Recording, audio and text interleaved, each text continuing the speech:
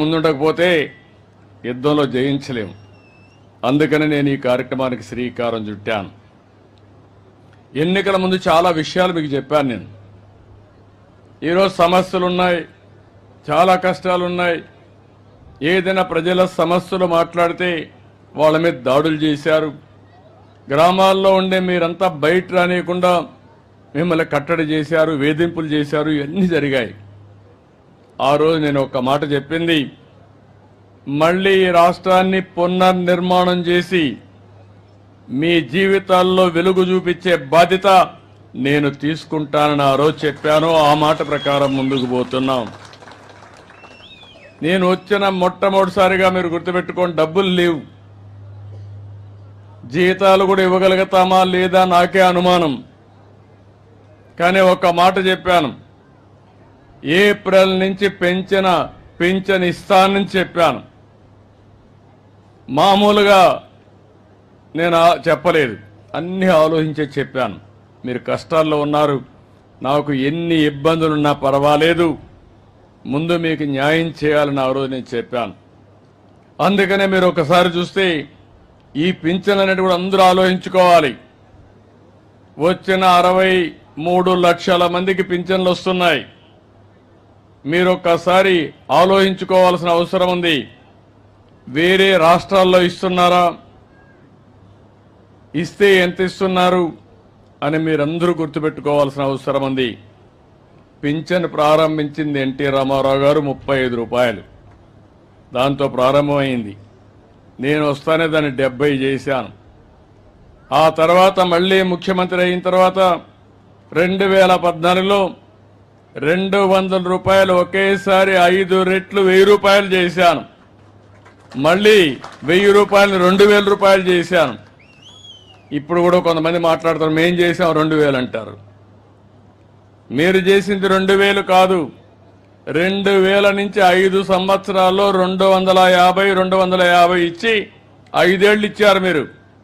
నేను వస్తానే ఏప్రిల్ నుంచే పెంచిన పింఛన్లు 3000 నుంచి 4000 రూపాయలు మీకు చేశాం. ఒక కుటుంబాలు నేను చూశాను, ఇప్పుడే 2 కుటుంబాల దగ్గరికి వెళ్ళాను.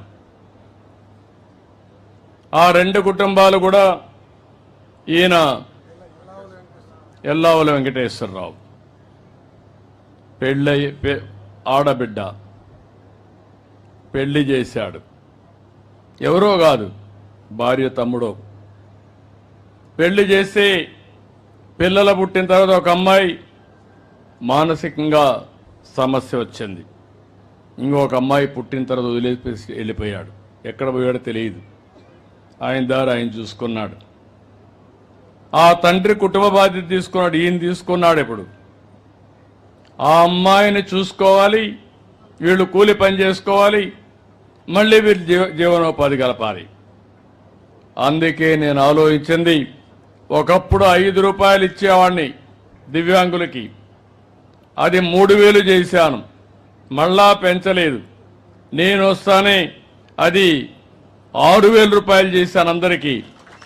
ఇలాంటి పిల్లలకి, మతి స్థిమితం లేని పిల్లలకి, నడవలేని మంచానికే పరిమితమైన వ్యక్తులకి 15,000 రూపాయలు చేశానంటే అది మానవత. ఒకేసారి 5 రెట్లు పెంచాను. ఇప్పుడు ఆ కుటుంబం ఆ డబ్బులతో జీవించే పరిస్థితికి వచ్చారు. ఇవి ఇంకో పక్క మీరు చూస్తే, ఒక పక్క 4000 ఇచ్చాను, దివ్యాంగులకు 6000 ఇచ్చాం.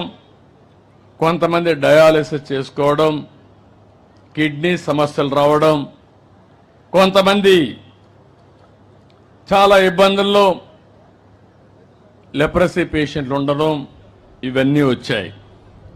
వాళ్ళందరికీ 10,000 రూపాయలు ఇచ్చాను. ఇవన్నీ ఇచ్చి ఈ రాష్ట్రంలో మీరు ఒకసారి చూస్తే దగ్గర 2.5 కుటుంబాలకు ఒక వ్యక్తికి పింఛన్ ఇస్తున్నాం. 1,50,00,000 కుటుంబాలుంటే 64 లక్షల పింఛన్లు ఇస్తున్నామంటే ఆవరేజ్న 2.5 కుటుంబాలకు ఒక పింఛన్ ఇచ్చిన ఘనత తెలుగుదేశం ప్రభుత్వం అందని చెప్పి కూడా ఎన్డీఏ